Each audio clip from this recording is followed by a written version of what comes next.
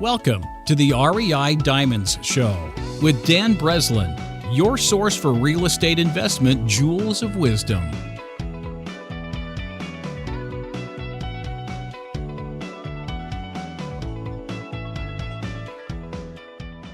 Welcome to the REI Diamond Show. I'm your host, Dan Breslin, and this is episode 172 on how to avoid capital gains tax using a deferred sales trust or like-kind exchange with Carl Worden. If you're into real estate investing and building wealth, congratulations, you are in the right place. My goal as your host of the REI Diamond Show is to invite guests who specialize in building wealth, such as real estate investors and industry service providers, and to draw out the jewels of wisdom, those tactics, mindsets, and methods they've used to create millions of dollars and more in the business of real estate. On this episode, Carl and I discuss in depth the deferred sales trust as a tax deferral strategy, not only for real estate investors exchanging real estate, but for any highly appreciated asset. And of course, we also touch on the 1031 exchange as well as the lesser known conservation easement, which is recently popular in the headlines as a tool implemented by Donald Trump to avoid being overtaxed. Our guest, Carl, is a tax deferral consultant and registered financial advisor who has assembled the perfect team of the perfect mix of tax deferral tools and a team of professionals to help high net worth investors legally avoid being overtaxed. Enjoy. All right, Carl Worden, welcome to the REI Diamond Show. How you doing today? I am doing fantastic. Thank you for having me.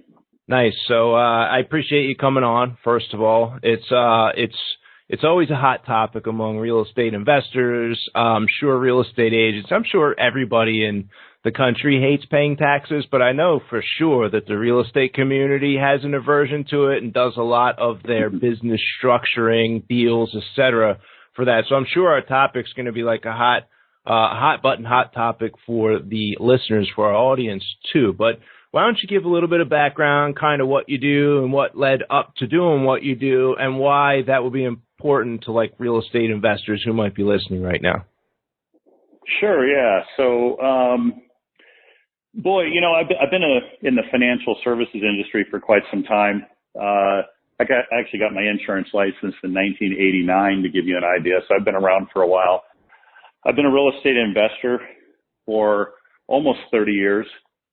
I actually started by reading a book called Nothing Down for the 90s. Excellent book. Got me started in my career there. And what ended up happening was, and as a young kid, believe it or not, I'm kind of a weirdo when it comes to real estate. I used to actually look in the newspaper at 11 years old at houses for sale. So real estate is kind of in my blood. Yeah, did you? Oh, yeah. So, but one of the other things I was always interested in from a young man to today is, how do the rich avoid paying taxes? How is it that they do end up keeping all of their money? And so that's always intrigued me. I never thought about pursuing it as a career, actually. What ended up happening was I worked with a financial services firm, and it was a buy term and invest the difference firm. You might know who I'm talking about.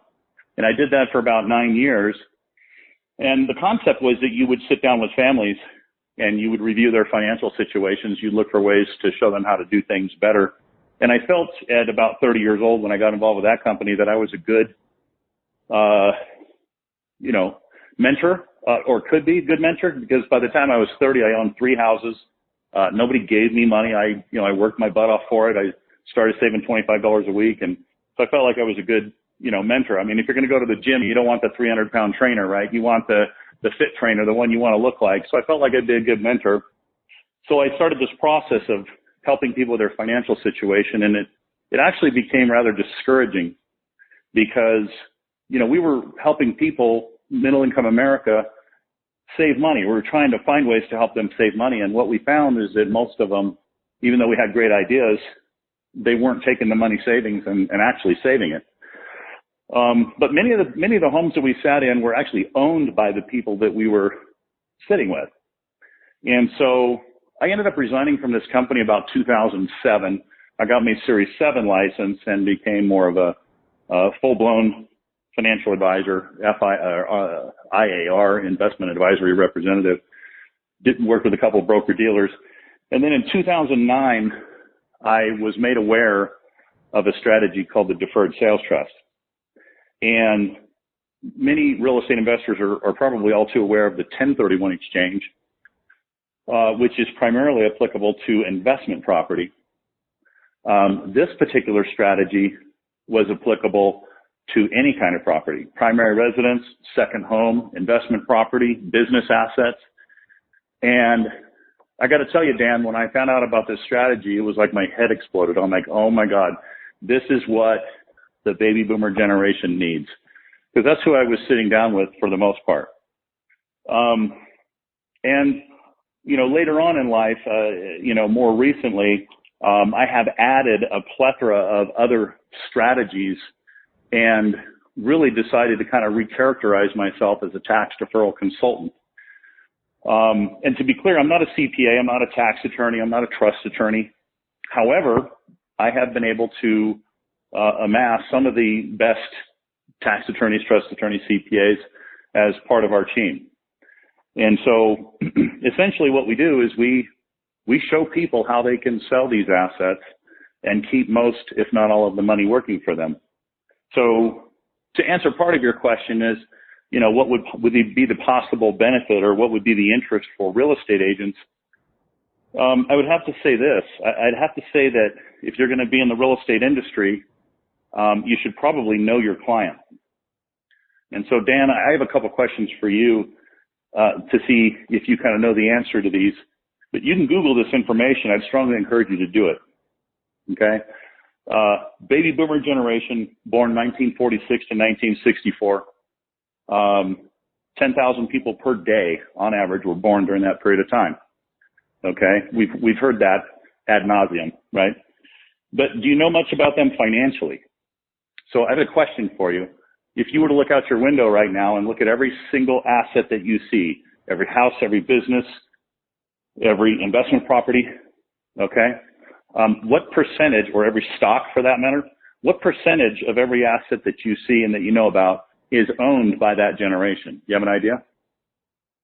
I don't. Probably 50-60%, maybe more. Very, very good. Yeah, it's actually in the neighborhood of 50 to 55%.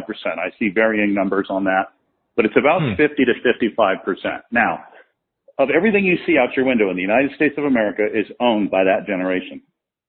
Okay? Now, the United States, if you were to put a big for sale sign right in the middle of it, okay, how much do you think we could sell it? Lock, stock, and barrel, how much do you think we could sell it for? How much is it worth? Let me put it that way. You have an idea? Geez, I don't even know on that one. Somewhere between 150 and 150 and 160 trillion with a T. Okay? So, again, let's go back to the baby boomers. They own 50 to 55% of 150 to 160 trillion dollars worth of assets in this country. Okay? Now, let me give you the other stat. 80% of everything they own, their net worth, is in real estate. It's not in IRAs, 401ks, and cash. It's in real estate, either their primary residence, second home, or investment property. Many of them bought assets smartly years ago. They have been indoctrinated because they've been working for 40 to 50 years of their lives, right? And they've gone through this self-indoctrination process of asset preservation. So much so that many of them had dreams when they're in their 20s of retiring at some point in their life and enjoying the fruits of their labor, and are willing to completely and totally forego those dreams because the last thing they want to do is sell any of those assets and give, 20 to 50% of their money to Uncle Sam. 20 to 50% of everything they've worked for the last 40 years or 50 years. Okay, so in 2009, I find out about a strategy that enables them to be able to liquidate these assets and legally keep most, if not all, of the money working for them. My head exploded. I said, this is the way this generation is going to be able to retire. And since then, I've added additional strategies. We've got quite a few that we offer now. And effectively what we do is we strategize using the various different options for showing people how they can legally sell their assets and keep most, if not all, of the money working for them. And that's it in a nutshell.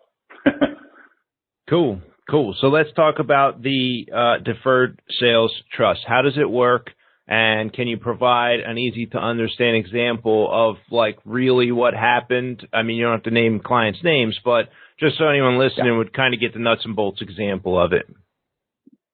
Yeah. So give you a little bit of additional information. So where was I going with that? I mean, the nuts and bolts are fairly simple. When you think of the tax code, okay, and I find it ironic, by the way, that the tax code is called the tax code, right? Or perhaps coincidental is a better word, because it's like you need an enigma machine to decipher it, right? Nice. I mean, most people can't read that thing, right? And it's almost like it's by design, okay? The very wealthy people don't necessarily read it, but what they do is they find somebody like deferredtax.com and they have us help them decipher it and help them put things in place. And that's really what we do. But the strategy is pretty simple. And I want to be clear. We developed a website called deferredtax.com. And let me give you a little background on why I developed it. I've been teaching the subject since 2009. Okay. When I found out about this strategy, I immediately took this and the 1031 exchange. I called up a 1031 exchange accommodator and said, hey, you can defer tax on investment property. I can defer tax on any property. Why don't we figure out a way to work together? 3 days later, I became a representative of that 1031 exchange accommodator. And I've been representing them ever since. A company called Exchange Solutions out of San Jose. They're a fantastic company. But one of the things I discovered in my tenure as a teacher is that, you know, most people learn in one of three ways: reading, being taught in a classroom setting, or audiovisual. Okay. And just like I alluded to a minute ago, you know, if I handed you 4 or 5 sections of the tax code, Dan, and said, here, this is what I'm doing, you'd probably glaze over. Okay. Maybe you might understand it better than most, right? But the bottom line is that people need a much more simplified explanation of these options. So what I've discovered is that if I can teach you this concept and then, you know, verbally, and then I have an audio visual that will actually kind of walk you through it again, like even in a cartoon format, that you would probably pick up about at least 80% of what I'm saying. Okay. So I would encourage you, if you're interested, definitely go to deferredtax.com and you can click the join button. It doesn't cost anything. You can either type in an access code of Deferred Tax, same name as the website, or you can just click the button that says I don't have an access code. Either way, you can get in and you can watch the video on this particular strategy. So I'll give it a run through though. Okay. So essentially, the Deferred Sales Trust uses 2 basic ideas. Number 1, tax law, obviously, and number 2, trust law. Now, trust law is an interesting thing because it actually predates tax law and takes precedence. A lot of people are largely unaware of that. From a trust law perspective, we use what's called a third-party irrevocable business trust. And essentially, this particular document or entity has the same capacity or same ability to act in a financial capacity exactly the same way as you and I do, Dan. So it can run a business. It has profits, losses, expenses. It files its own tax return because it has its own tax ID number. And it can also buy things on an installment sale basis and sell things on an installment sale basis. And that's kind of the segue into the tax law side of things. From a tax law perspective, it uses something called IRC 453. And if you don't know what that is, it's actually one of the oldest tax deferral strategies in the IRS tax code. The tax code dates back to 1913. This thing goes all the way back to 1917. And essentially what it gives you the ability to do, Dan, is sell your, let's just say, $2 million asset that you paid maybe $50,000 for, and you could legally sell it to me under terms, okay? The terms could be 5% interest only, no payments for 2 years, and nothing down, okay? If we both agree to that, arguably you probably wouldn't do that with one of your assets, but that's besides the point. But you could legally do that, and if I sign on the dotted line, those are the terms, and that's what I'm obligated to pay you. Now, here's the thing. I own your asset now, and I effectively have all of your cash, too, don't I? You're hanging on to it. Yeah, that's right. So the second part of the tax code that this deferred sales trust abides by is called the constructive receipt rule. And basically what it states is once you take either possession or control of income from a job, profits from a business, or capital gains from the sale of an asset like this, it's a taxable event. So one thing that the rich know that many listeners here don't know is that if you can find ways to still, own the asset, right, but without taking possession or control of it, then you won't pay the tax. I've taught this, by the way, in CPA offices before, and I've not gotten really too much kickback. CPAs don't focus on tax deferral anyway, but that's besides the point. Anyway, so what we've done here is we've created a situation where you, Dan, you sold me this $2 million asset, whatever the heck it is. You have a basis of $50,000. You made $1.95 million on the sale to me, okay? But you didn't pay any taxes because you're going to file your tax return in 21. You're going to file form, I believe it's 6252, indicating that you sold on an installment sale this $2 million asset to me, and you're going to indicate on there no money received, no payments, no down payment. And how much in taxes will you pay? Not that 0. year you won't. That's right. That's right. So what the deferred sales trust does is it abides by that basic concept. We structure a trust in place of you as the seller of the property. What's going to happen, Dan, is you're going to actually sell the property to the trust for the $2,000. The trust with the trustee is going to purchase on a paper sale transaction that asset for $2 million. 2 minutes later, in a simultaneous transaction, that asset is sold to the end user. Okay? Whoever that is, they take the property, they take the asset, they're gone. They're out of the picture. The $2 million came to escrow.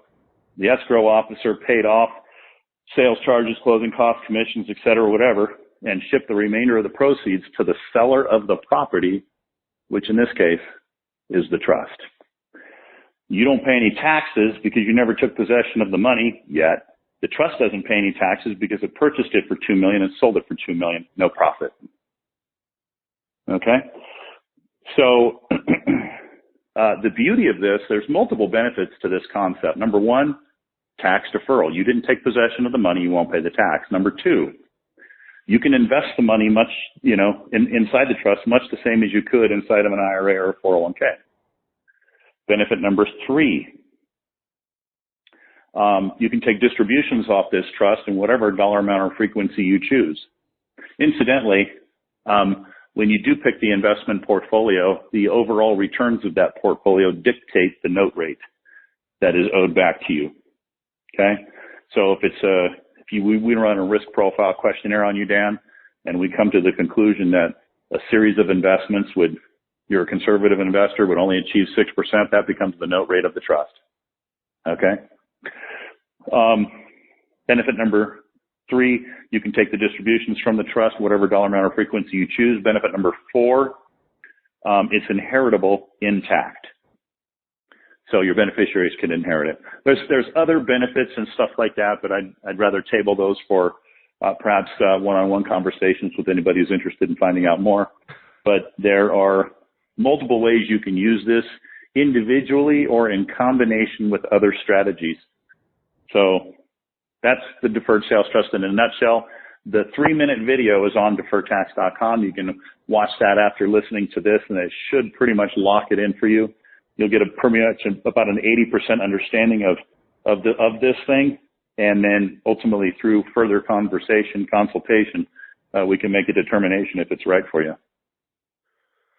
Yeah, so, I mean, this is very detailed and in-depth, and you know your stuff, the form numbers, and it shows that you have a very strong depth of it. I think, you know, basically you're selling the highly appreciated asset, and you have this middleman trust that then becomes the trust is at your asset, because the trust is not quite an entity, right? It's not like an LLC or a corporation, but it's something sort of in the middle. It basically is an entity, yes. You know, it's got its own tax ID number, and this trust actually purchases the asset from you. Yeah. So again, it doesn't pay the taxes because it buys it for $2 million, sells it for $2 million in our example. Do you happen to know if a trust could take someone to court? So let's say that the $2 million asset was, you know, somehow has some issue with another loan. Could that trust initiate a lawsuit against another person or entity? You know, I got to be frank with you. I've never been asked that question. Yeah, it's I can a deep get the one. answer, but I've never been asked that question before. Yeah, you stumped the Carl. And some of my real estate agents like to play that game, see if they can stump me. Well, you got me. Yeah, and I can't really think of a reason where, I mean, so the trust, if I think of the trust like a 401k, it makes sense, right? And that is a trust account, I believe, right, Carl? 401k, IRA, that's all trust accounts, right? I mean, it's a retirement account. It's a retirement account held by a custodian. I don't know that it's a trust account. I wouldn't necessarily call it that. Okay. So it's like, because like on one hand, I could see that a trust where it was mostly cash or a bunch of stocks, I don't know that it would ever be in a position to initiate a lawsuit. But, you know, let's take the example of to be frank with you, I think you're spot on, Dan. I don't think there would be any reason whatsoever for this trust, you know, to take because the trust is the creditor, right? That the trust is the one that owes the money. So why would it take a lien holder to court? There would be no reason for that. Yeah, so the trust buys real estate, and then the trust is now in a dispute with the previous owner of the said real estate over the condition of the roof being misrepresented. That's why I was asking the question if there's this additional layer of kind of risk that was taken on by the trust and by using this strategy versus, you know, a little bit of a cleaner, higher pressure, more familiar 1031, where my new LLC would have the legal recourse to seek relief in the court. But the trust, I don't know that it would have that. I don't know, honestly, the answer, but it might be something that I would be concerned about it if I was putting, you know, my big nest egg and that $2 million was, let's say, all the money I had in the world. I would kind of want to know, you know, are there any other layers of additional risk that I'm maybe not aware of? Or maybe there are some other risks that you would mention, not necessarily the taking to court case, but maybe are there any other risks that someone would probably want to be aware of with their eyes open going into this with their highly appreciated asset? So I average about 1 or 2 of these a month, at least, at a minimum. And I will have to tell you that in every case where a buyer of an asset had an issue with a seller, they just dealt separately with the seller. They didn't deal with the trust that captured the proceeds. So you asked me a question I've never heard before, probably because it's never come up before, but that doesn't mean it's not valid. It's definitely very valid. And the beauty that I have is that I have tax attorneys on my team who can answer it. So I can certainly get you that answer, Dan. Yeah, I know I went off on a big limb there. Wasn't my Yeah, that was a tangent. I had a trust. I've used trusts for real estate in a bunch of different reasons before. And we had a situation where we were trying to enforce a contract that was written with our trust as the buyer. and we ran into a wall where we were unable to pursue it in court. Now, I don't know if it was just that our attorneys or the judge kind of ruled against it, or if they weren't familiar with it and kind of dismissed us, or whether there were, actual case law that precluded us from pursuing it. But all that aside, I've heard of a deferred sales trust, in the past. It makes sense. Unfortunately, I'm not a great client because most of my assets are kind of these much smaller gains. But it kind of brings to light a question. What size gain, Carl, would be on the minimum side, right? $100 million gain, we all get it. We want to avoid having to pay $370 million. But what would be the smaller gains, right? If I got a house I'm selling and it's a $40,000 gain, I mean, is it really worth going through all of the added paperwork layers and things of that nature? Or is it maybe $500,000? What size gain makes it worth the additional effort to put this together? Yeah, it's funny.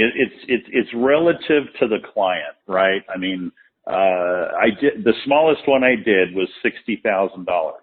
Now, that's not a lot of money, but it was a lot of money for this client. So they didn't want to pay the tax on the 60, so we ended up doing it. I will tell you that was a one-off. I have not done, cases that small since.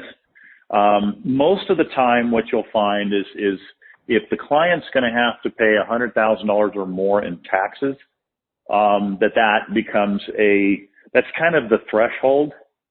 When you get into the scenario like what you're talking about is a $40,000 gain on something, I might be more inclined to say, hey, let's do something simple called the 1031 exchange. Or if you're not interested in repurchasing real estate that you would have to manage and, I say deal with the 7 T's, which is the tenants, toilets, trash, taxes, termites, turnover, and teenagers, right? Yeah. Then not necessarily in that order, but you ultimately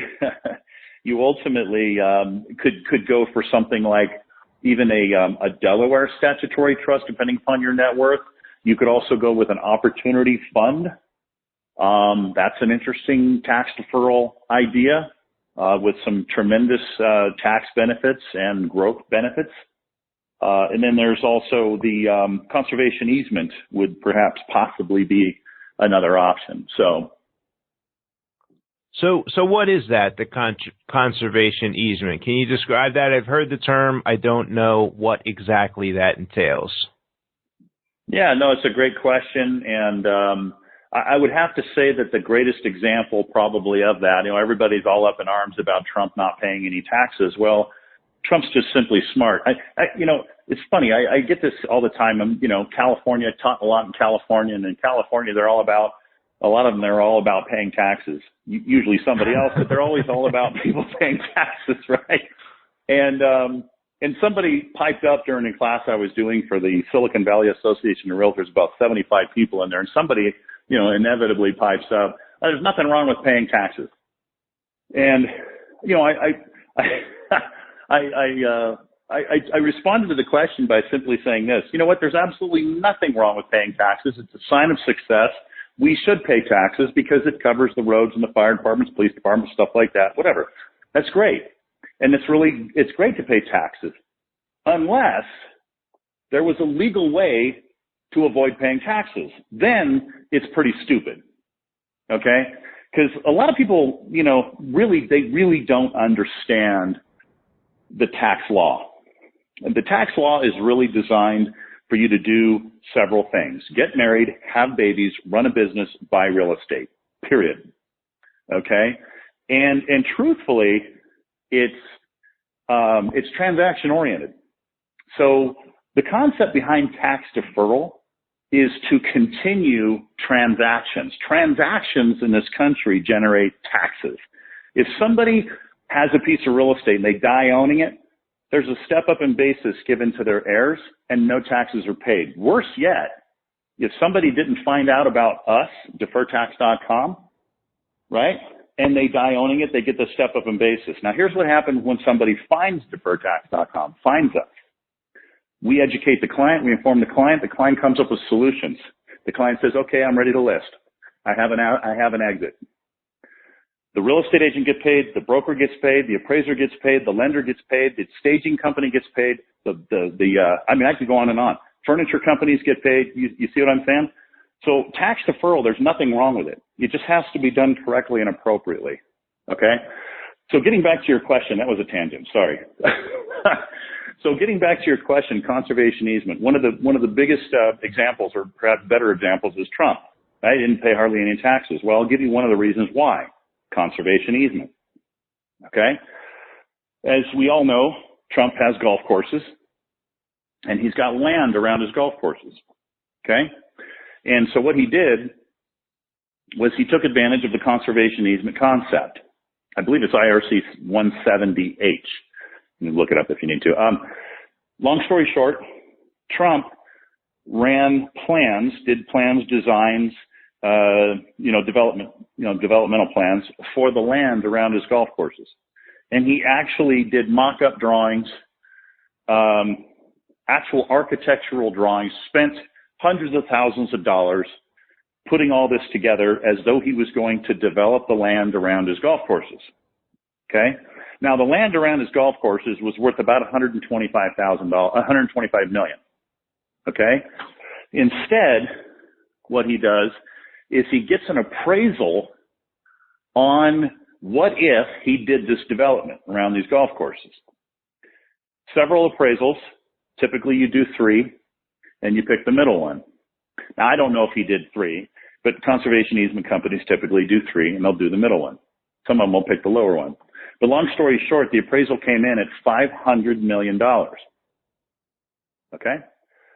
So $125 million piece of land, he says, you know what? There's a yellow belly, red spotted lizard or something like that there. I'm going to donate this thing to a conservation easement. It qualifies.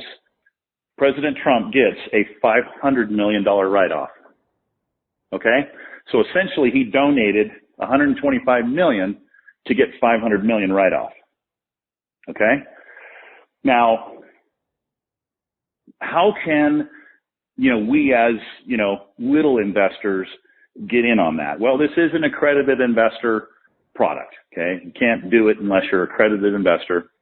Million of net worth exclusive of your primary residence. Okay? But the bottom line is, you could actually, there are companies, and there's frankly only 2 that I would even work with. But there are companies that actually, what they'll do is they'll buy either a piece of land or they'll buy a building, a historical building, and they'll do the exact same thing. They'll run plans, and some of them are even, oil. There's oil or there's mineral rights underneath the land. And in the process of structuring these deals, they buy the land, they run the plans, they determine that, let's just say it's, they buy it for $10 million. They determine that the future value after improvements is $50 million. Instead, they go with a conservation easement and they put it into a fund. Okay? So what that does is that allows investors like you and me to come in with like $100,000, for example, and buy a piece of that $10 million portion. But in the process of buying the $100,000, donating this $100,000 to this land purchase, I'm getting a $500,000 write-off because it's a 5-to-1 write-off if you follow the math. Okay, so yep. The advantage of that is if you're a high income earner, where you make, let's say you make $1 million a year, right? Even 500,000 a year will work, but I like $1 million. Let's just use that. You make $1 million a year, and of course, Uncle Sam wants half of it, hypothetically, right? Well, one option you have is to just donate half of it, right? Screw that. I'm going to donate half of it. Well, guess what? You still get $500,000 left. You're still going to have to pay taxes on the $500,000. You might have lowered your tax bill, but probably not. Let's just say your tax bill on that is 50% still, hypothetically. Well, that means you're going to pay $250,000 in tax. Obviously, it's not going to be that high, but let's just say it is. Okay? Now, if you did a conservation easement investment instead of just giving a donation, right? And by the way, I didn't finish my numbers there. You donate $500,000, gone, $500,000's gone. Then you stop to pay taxes on the 500. You're left with 250,000. You with me? Yeah. Make sense? Okay, good. Now, conservation easement option. I'm going to donate $100,000 to a conservation easement. I'm going to get the $500,000 write-off. Okay. I still have to pay taxes on the remainder $500,000. It's still $250,000. My total outlay is $350,000. Right. And I'm left with $650,000, right, in my pocket. So at the end of the day, if I made $1 million, I have a choice. I can be left with, paying the taxes and having $500,000 left. I can donate half of it and have $250,000 left, or I can take advantage of a conservation easement and have $650,000 left. I don't think if I threw those three numbers together on a white sheet of paper, you'd have an argument as to which one you'd want, right? Yeah, so essentially you're paying that tax money out anyway. So instead of just paying it directly to the IRS that year, you invested into the conservation easement project, I guess you would call it, except you probably have to put, 50, 60, 70 cents on the dollar of the actual tax bill into the conservation easement to get the write-off back to kind of cover the taxes. Do I have that right? Yeah, I believe so. Okay. Interesting. Certainly a good option for high income earners. And by the way, selling a highly appreciated asset like real estate or stock or something like that can automatically throw you into the higher income tax brackets. So the companies that I work with, we have a computer program where we kind of plug in your state, your tax rates, and plug in the dollar amounts, plug in your income. Plug in, what if we invested in this conservation easement, what would be your overall tax savings? And it really kind of is a no-brainer. Yeah, and back to, one of the little additional things that you mentioned that jumped to mind here. You had talked about, the real estate agent raising their hand and saying, well, paying taxes is good. And yeah, but what else is good is money that remains invested in assets. So if you think of the different type of asset levels that exist in our country, we have cash, right? And that's usually the most obvious and early introduction that we have to money in our life. And then we have things like credit, credit cards and getting notes and mortgages and things of that nature. And that's like this next level of cash. I mean, if you know about the secondary real estate mortgage market, debt market, I mean, that stuff is traded around the same way that stocks and bonds are traded around on Wall Street, TD, Ameritrade, Fidelity, etc. And stocks and bonds would be like another level of money. And real estate is this like less liquid, but still important. In fact, one of the foundations of why our country is here and why it was so exciting is the private property rights that we have here in America and have enjoyed for so long. And the tax code is set up to kind of benefit the value in any one of these different assets. And like the example that pops to mind for me that's very recent for everybody, if you had money in the market on February 1st and then looked at the money you had in the market on April 4th, 5th, or 10th, right? You see what happens when everybody decides to convert those assets to cash. And so the tax code is structured with the, allowance of the deferred sales trust, the things that maybe the conservation easements and maybe the 1031 exchanges and things of this nature. They're there to help incentivize, everyone, the economy at large, to keep a lot, if not all of or much of the money invested over the long term, because it's good for the overall country. It's good for the world for that money to remain not in cash 100%. form, right? Oh yeah, that's exactly right. I mean, a great example of that is the recapture tax. Like, look, we're gonna give you a benefit for investing in real estate. We're gonna allow you to depreciate the structure value of the real estate and apply that annual depreciation amount against any incomes, therefore reducing your overall tax liability on the income that's coming in substantially. Okay, that's going to be your incentive for investing. One of them. Okay, but hey, if you want to sell, we want our 25%. right? Mm-hmm. Plus the state, right? Whatever state you're in, right? If you got state tax. So yeah, no, they don't want you to sell and cash out. What they want you to do is they want you to sell and reinvest into a bigger, better property. That's really the tax code is really written to incentivize you to do that. And frankly, to your point, I mean, I think we all know real estate is probably one of the greatest wealth building tools there is. I mean, I'm a registered investment advisor, and I have conversations with clients all the time. And I had this young lady who sat with me. I've known her. Her parents have been clients of mine for a while. And she's a young girl, 29 years old. She's got $140,000 saved up. And she's having a conversation with me, and she says, Carl, I'm thinking about investing this money. It's sitting in my bank account. She's a hairdresser. And nice. Sitting in your bank account. I said, okay. I said, well, what are you thinking?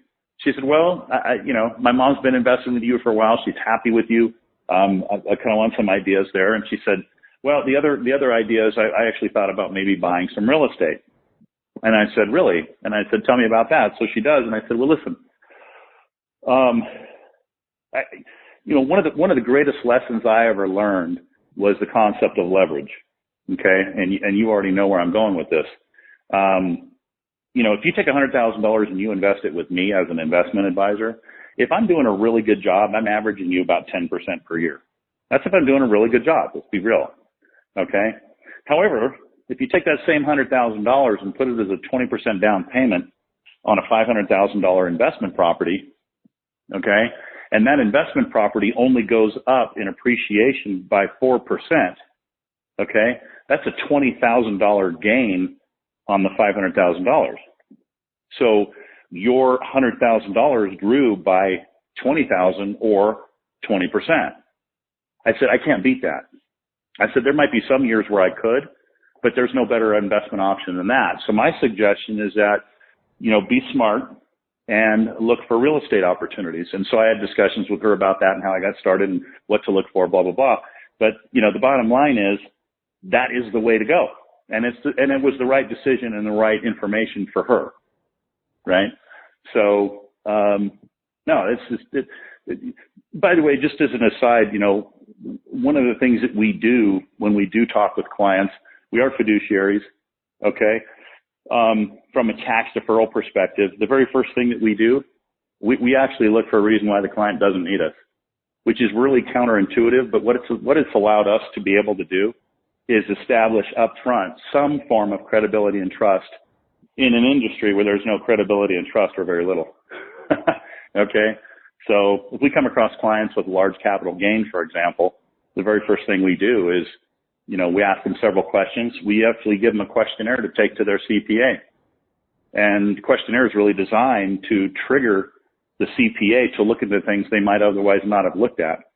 And the concept is we want to try to find ways where we can lower your tax bill enough that you can move forward with your transaction.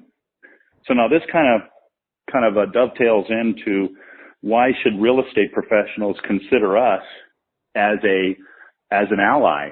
And frankly, what we try to do is we try to go in partnership with real estate agents because real estate agents can't give tax advice, right? So they send them to the CPA who doesn't know anything about tax deferral options and hope that the CPA then turns around and gives the client back.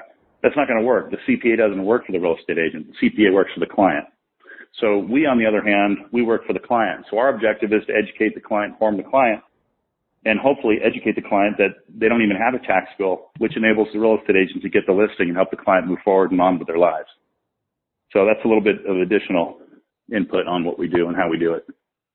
Nice. And as we get kind of to our wrap up here in a moment, would you mind just touching on your fee structure? Like, how do you get paid when a client reaches out? Just to kind of give people the background on what the business looks like as they approach you. Yeah. So, one of the more well-known symbols in the world of financial services is the traveler's umbrella. And the concept is you have somebody holding the umbrella and above them is all of these products and services. Okay. That's the way you would look at me. I have tax attorneys, trust attorneys, CPAs as part of my team. I have companies that provide Delaware statutory trust, deferred sales trust, conservation easement, cost segregation study, opportunity funds. All right. And among others. Okay. I do get paid from these individuals, from these other companies. For example, if you did an opportunity fund with me, I'd get paid. As an RIA, there's a way for me to get paid. Same thing with conservation easement. If you did that product, I get paid. The deferred sales trust is a assets under management opportunity for me. So if I show the client how they can avoid paying taxes on that $2 million and we capture the $2 million in the trust instead of having them capture it and pay an enormous amount in taxes, then I manage the $2 million inside the trust. So I get paid like any other financial advisor. As an investment advisor, I'm a fee-based financial advisor, so I don't take commission. I get paid fees. So anything under $1 million, I'm going to get paid like most other financial advisors, where I get paid 1% of assets under management. We start getting over $1 million, 75 basis points. I think you get the idea. We have break points above that as well. But that's essentially how we get paid. I have a 1031 exchange accommodator that pays me, for bringing them deals. And I'd like to point out too that I don't have an axe to grind. I don't favor any one of these particular strategies. My objective is to listen to the client, listen to their needs, and then ultimately make an assessment of which one is best for them. And frankly, if it's a $700 1031 exchange done with the company I represent, then that's exactly what should be in place for the client. So we put the client first, and always, and that's how we work. Yeah, I really appreciate you going into the granular detail of the variety of places that you might get paid. I think that transparency goes a long way when people understand, okay, yeah, there's commission for this, commission for that, but you offer this big variety of services, not necessarily in a menu fashion, but a what's best for the exact situation fashion. And I have seen, honestly, as people who are the 1031 exchange company, it's the 1031 is the solution for everything. And if you're just doing the deferred sales trust, that's the solution for everything, right? So it's kind of refreshing. Yeah, you nailed it, Dan. And that is the big differentiator with us, is we're not a one-trick pony. So we're not trying to shove a 1031 down your throat, or a deferred sales trust, or a Delaware statutory trust down your throat. Rather, we are tax deferral consultants. So we educate, we inform, we allow the client to make a decision as to which option would be best for them, and then we address products. Nice. So, Carl, is there a book or two that you would recommend to our real estate investor audience? The Tax Code. Oh, Well, that's where I've gotten a lot of my information. But no, I don't really have a whole lot of books. I learned a lot of what I know from opportunity fund providers, Delaware statutory trust providers. I mean, just Googling information. I've made it a study of mine to learn all of these different strategies and to be able to disseminate that information in a very simple fashion to clients. I told you earlier, I read a book, Nothing Down, for the 90s. I would say if there's any new investors that are listening to your show, that is a must-read book. You won't necessarily be able to buy one for Nothing Down. I'm not saying you can't. This guy is phenomenal at doing it, and he can prove to you that he's done it. But what you get out of that book more than anything is a way to learn how to strategize transactions. And frankly, that book is probably a big reason why I'm able to take a look at tax deferral options and strategize where we're able to use one or more for any given application. So it was one that really helped me, and it's still helping me. So there you go. So if you could go back with your younger self, I don't know, 25, 30 years old, and share the crown jewel of wisdom, what would that be? Honestly, the leverage lesson that I gave you, Nice. That by far, if you can understand that, then you can become wealthy. I'll give you another one. Find a way to work 100 hours a day. Okay. You're never going to get financially independent and wealthy working for somebody else. Because why? Because they're trying to get rich. They're not trying to get you rich. So they're going to pay you as little as they have to. Okay. Your job is to find a way to work 100 hours a day. How do you do that? Well, there's several different ways. One is you invest money in the stock market, where you're investing money in businesses where you have people working to increase the value of those businesses. That's one way. You're getting a very small piece of each worker, tiny, in fact, but you're at least, growing your net worth based on the efforts of others. Another way, buy real estate. You have your home, you're going to work every day, you're bringing home a payment, right? And you're making that payment. How nice would it be to have one rental where you have two people in the house, going to work every single day to give you part of their money? Okay. If you had 10 homes, right? That's quite a few people, working for you on a daily basis to give you money every day. Okay.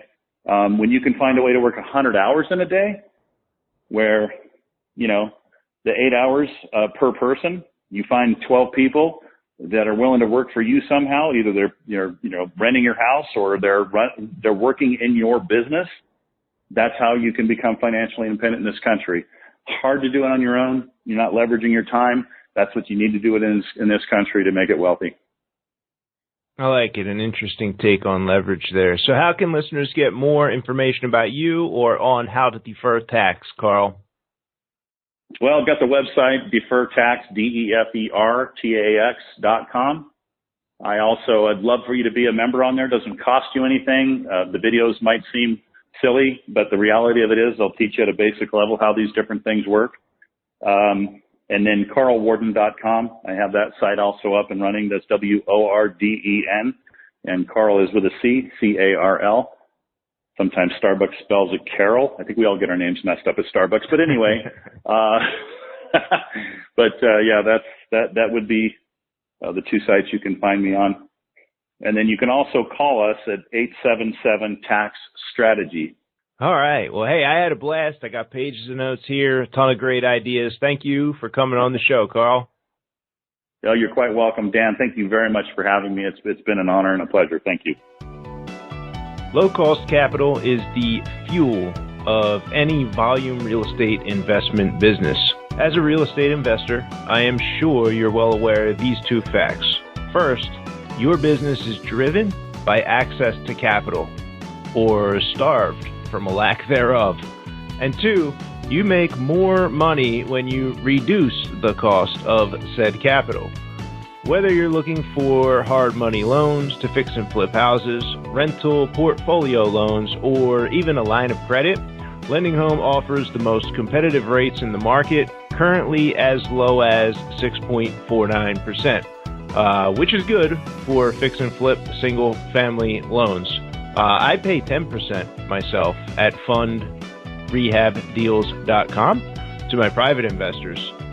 So at 6.49%, if you like that interest rate, go to REIlineofcredit.com. Even if you're not currently in the market for a loan at this very minute, I encourage you to still go through that 1-minute sign-up process right now so you can get on the email list. That way, once you're ready and you have a deal or a few, their name is top of mind.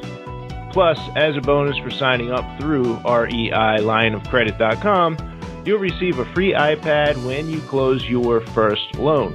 That's REIlineofcredit.com. Thanks again for tuning in. Remember to review and subscribe on your podcasting app. Just search REI Diamonds and click subscribe. You can also access the full archive of wealth-building real estate investment jewels of wisdom at reidiamonds.com. My business, Diamond Equity, is that of buying, renovating, and selling houses. 223 in 2019 and 247 houses bought and sold so far in 2020. We currently have another 133 houses in inventory, either under construction, for sale, or sold awaiting closing. Here's how you and I can do business. Number one, we operate in Atlanta, Chicago, and the Philadelphia region. Before we begin construction on our housing inventory, we offer our houses for sale at wholesale pricing at dealswithroi.com. at that site. You can also review our current career postings, jobs we may have available, or sign up for the local buyers list. That site, again, is dealswithroi.com. Number 2, if you're an accredited investor and you enjoy earning double-digit returns passively on your capital and might consider funding a deal of mine, go to fundrehabdeals.com and sign up to receive private mortgage investment opportunity emails. Number 3, if you have a deal for sale in either Atlanta, Chicago, or the Philadelphia region, please send me an email with the details. We are at the conclusion, my friend. Next up, we have economist Paul Sloat joining us on the show with the 2021 U.S. Economic Forecast. Until then. Thank you for listening to this episode of the REI Diamonds Show with Dan Breslin. To receive email notifications of new weekly episodes, sign up at www.reidiamonds.com.